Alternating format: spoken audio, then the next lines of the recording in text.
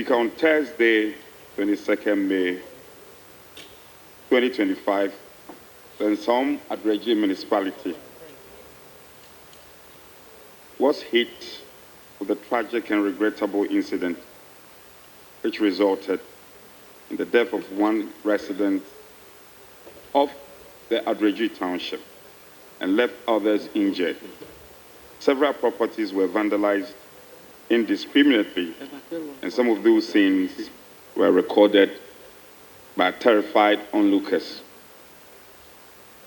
Because as the Member of Parliament for the constituency, I had the opportunity to inquire from community leaders shortly after the news broke to seek adequate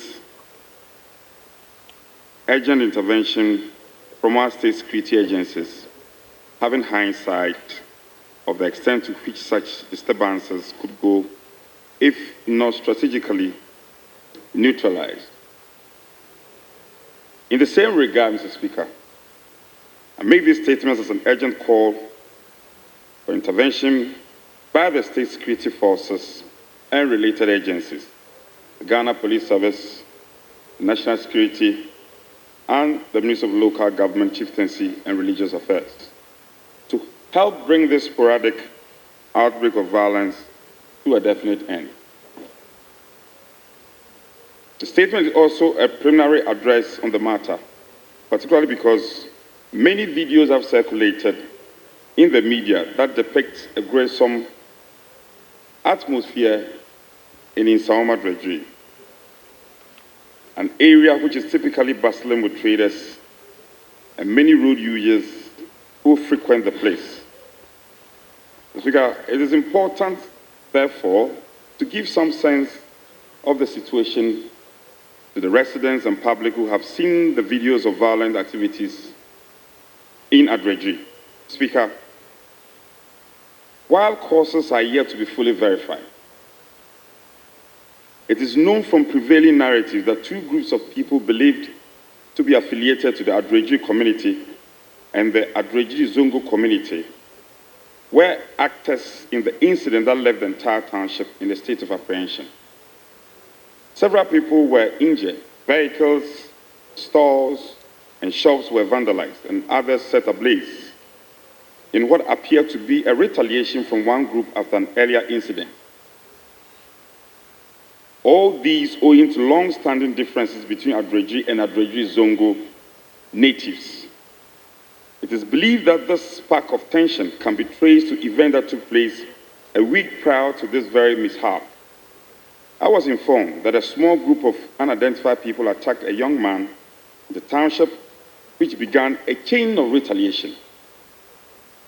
Given their individual affiliations with the larger factions of the community, the heated engagement elevated to a full-scale conflict that has now brought about the death of a young man. Mr. Speaker, it is worth noting here that these conflicts stem mainly from chieftaincy disputes that are ongoing in the area. It is indeed true that Adoagyiri Township has been unfortunately occasioned with chieftaincy disputes in the past. Though not all the events turn out as open conflict, various notable activities as far back 2007 contribute to the growing differences between the groups.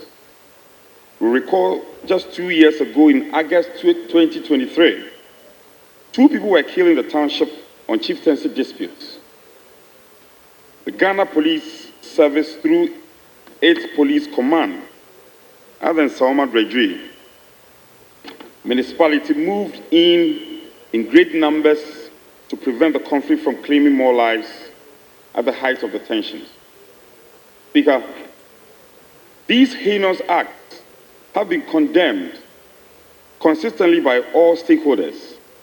As members of Parliament, as a House, it is our duty to deliberate these matters not only in the context of an ongoing spillover of chieftaincy disputes, but also a governing body that assesses the root causes and puts measures in place to prevent them from taking shape.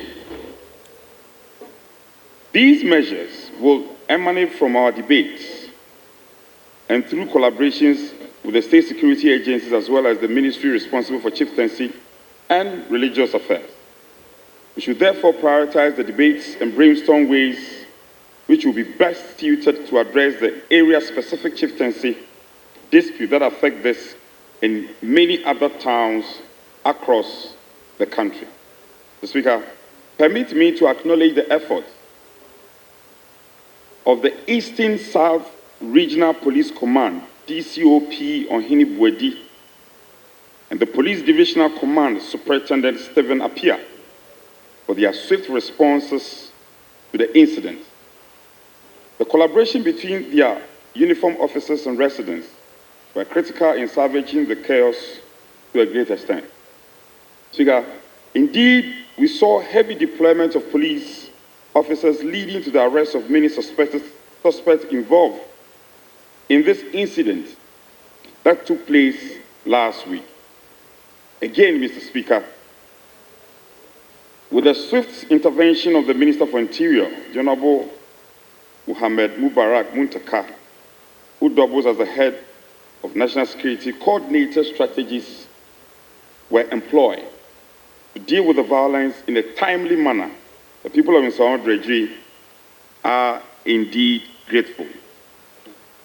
Speaker, nonetheless, this is work in progress. Our concerns are still rooted in the need to take hold of these disturbances even before they spiral out of control. The call for an enhanced security architecture, including a broader collaboration with the national security, who obtain and act on intelligence, is critical now more than ever. Speaker, the trend suggests that we also need to take a forceful approach to rid the community of these volatile security threats in Nsawam Adoagyiri and in other parts of our beloved country. Mr. Speaker, through this August House, I earnestly call on all residents to exercise restraint and uphold the rule of law.